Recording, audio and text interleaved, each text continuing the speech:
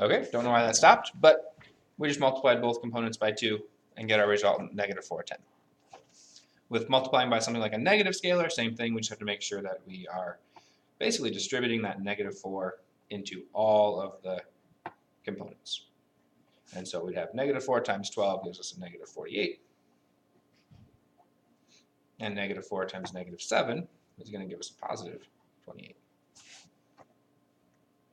And of course, we can do multiples of those at once. So if we took 2v minus 4u, the biggest thing there is just make sure you follow the same order of operations you do with everything else.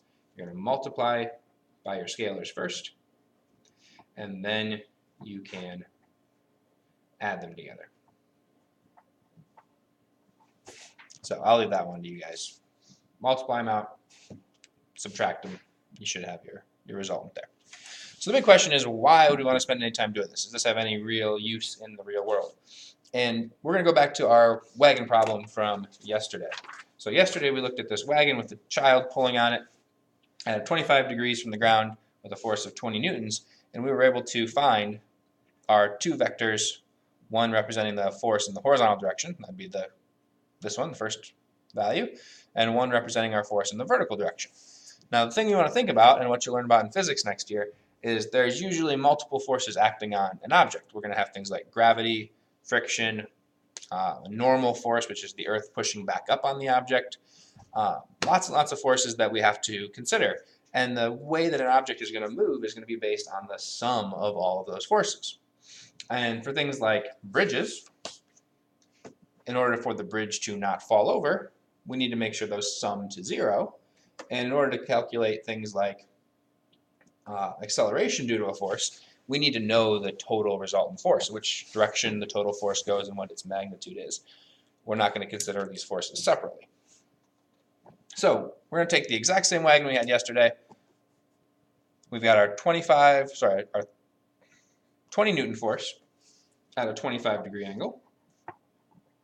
So 20 Newton force, our angle is 25 degrees, which we found the components for yesterday. I'm just going to go ahead and put those in. That was 18.1 and 8.5. I'm not going to go through how to find those components again. On this one, we've got a 45 degree angle in the opposite direction, and the force is 30 newtons.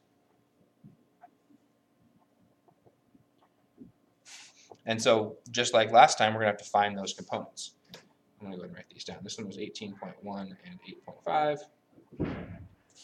So, now would be a good time to pause the video, make sure you remember how to find those components, and start it back up, and we'll go through it real quick.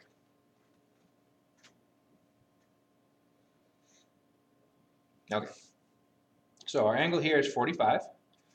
To find our vertical component, we're just going to use the magnitude, 30, times the sine of 45.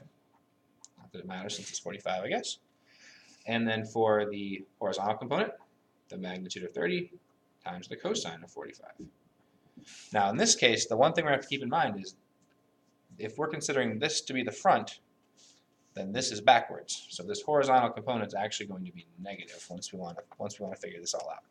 Both of these forces are going up, which is just fine. We can consider up as positive. So if we do that and take 30 times our sine of 45, we get 21.2. And if we find the horizontal component, 30 times the cosine of 45 is 21.2 as well. But since we want to be going in the negative direction, it's a negative 21.2. Now to find the resultant force, we're just going to go ahead and add these two together. So if I take negative 21.2 and add it to my 18.1, my resultant vector is going to have a horizontal component of negative 3.1. And if I add my two vertical components together, 21.2 plus 8.5, my resultant vector is going to have a 29.7 Newton magnitude in the vertical direction. And so the vertical direction is going to be counteracted by gravity, which again, we're not in physics class, a little bit too much to deal with right now. But presumably we'd have some amount of gravity. If this thing weighed more than 29.7 newtons, it would stay on the ground still. But our negative 3.1 is our net force in the x direction. And since it's negative, that means that the second kid that's pulling with 30 newtons of force is actually going to pull the wagon back with a net force of 3.1 newtons. And so we could figure out which way the wagon's going to go. If we knew its mass, we could calculate its velocity with Newton's equations there. But for this, we're just going to be looking at the resultant vector.